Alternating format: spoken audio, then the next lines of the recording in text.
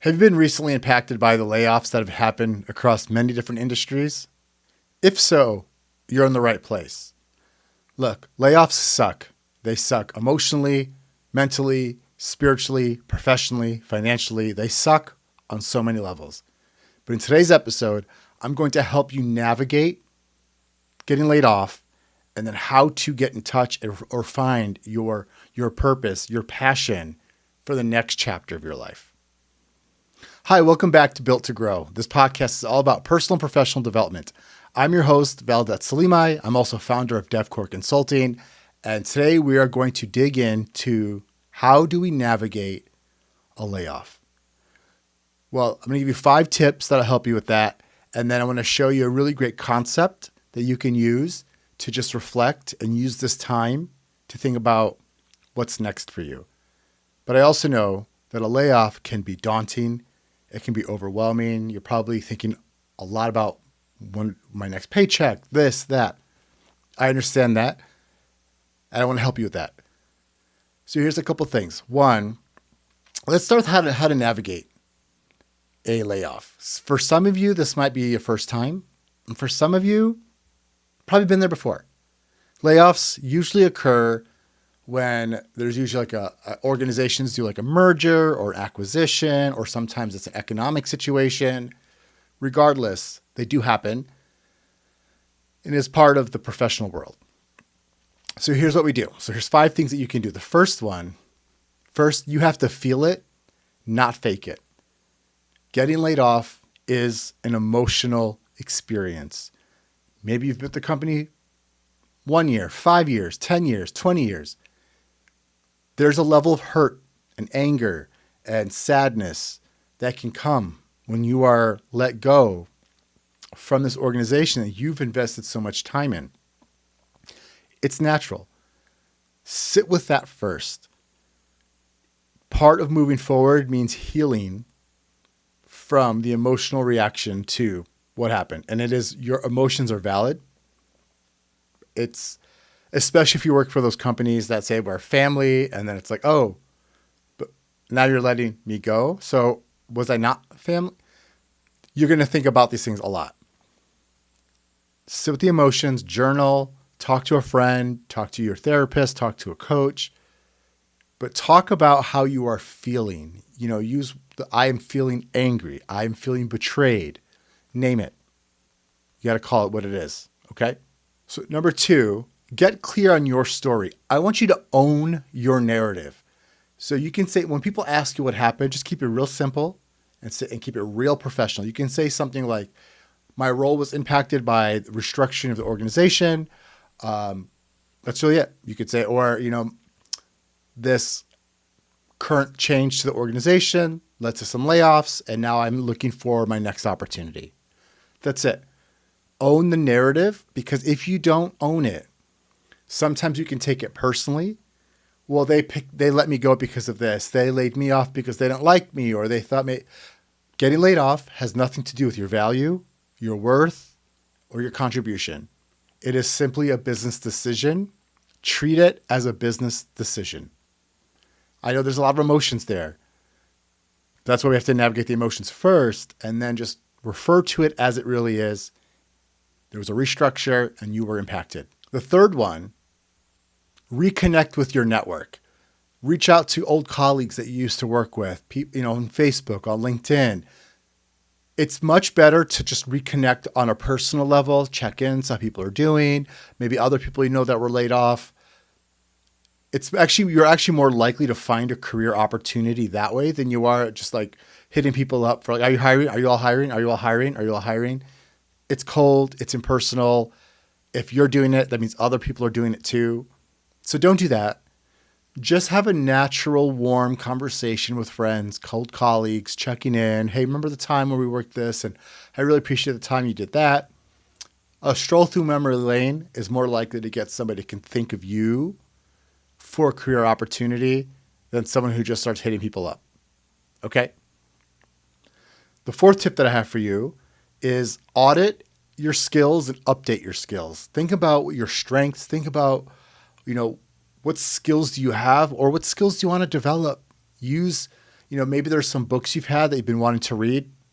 Maybe now's the time to jump in and start reading those books again.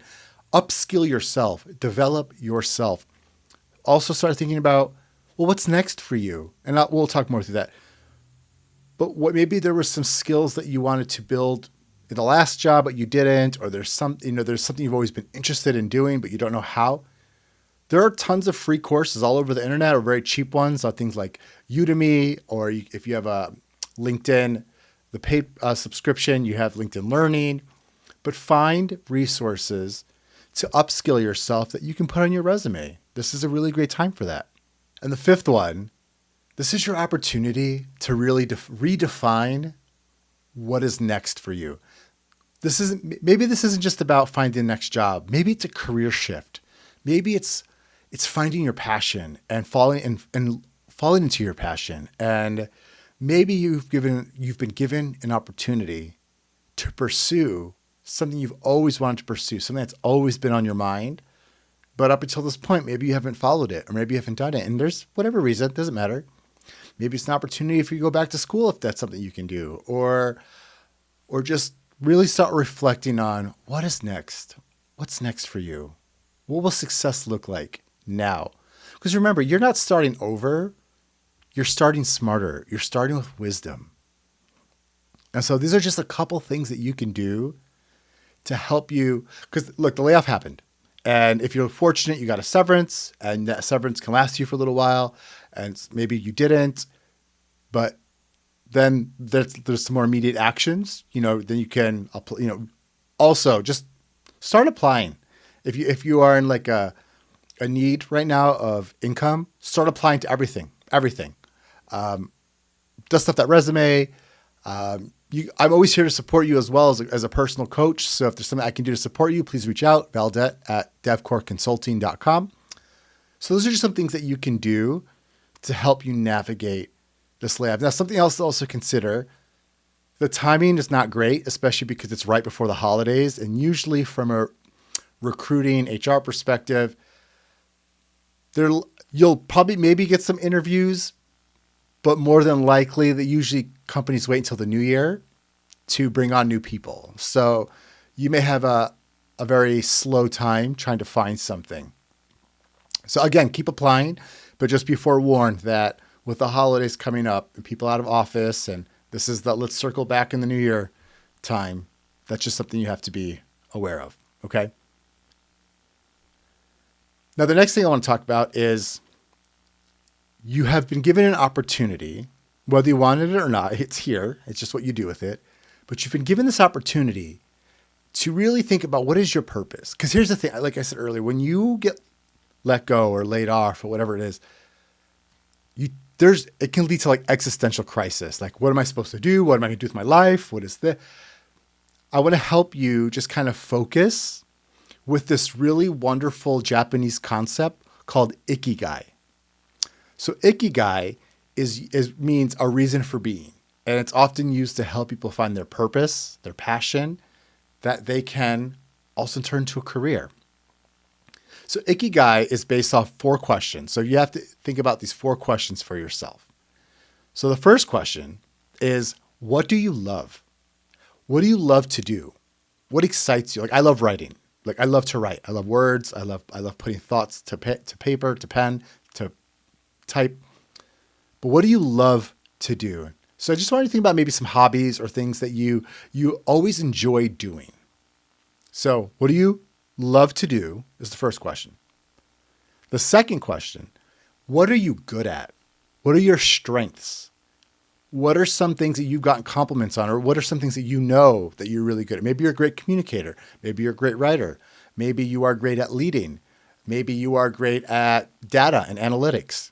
But what's something that you are good at? Okay, so what do you love? And what are you good at? Then you want to ask yourself, what does the world need? What do other people outside of me, my world, what do they need? And so you want to start asking yourself this question. So like, we know I said earlier, like maybe you love public speaking and you're good at it. Well, I also know that most people don't like public speaking, and some people actually hire people to do public speaking for them or to come into their organization to share knowledge. So that could be something that is a need that other people have. So what does the world need? And then the fourth question, the final question is, what can you get paid to do? How can you monetize? And then you can start to think about, okay, so I know what I'm good at. I know what I love doing. I know people need this. And now how can I monetize it? So I'll give you my own example. I was laid off a couple months ago. And I went through what you're going through. And I sat down and I used Ikigai and I thought, well, I love personal and professional development. I've been doing this for a long time. I'm also really good at it. So I thought this is what I love to do. I love uplifting others. I love developing people. I'm also good at developing people. And I also know that what does the world need, right? Personal development, interpersonal skill development. These are, no matter where we are in society, we will always need emotional intelligence, presence, communication skills.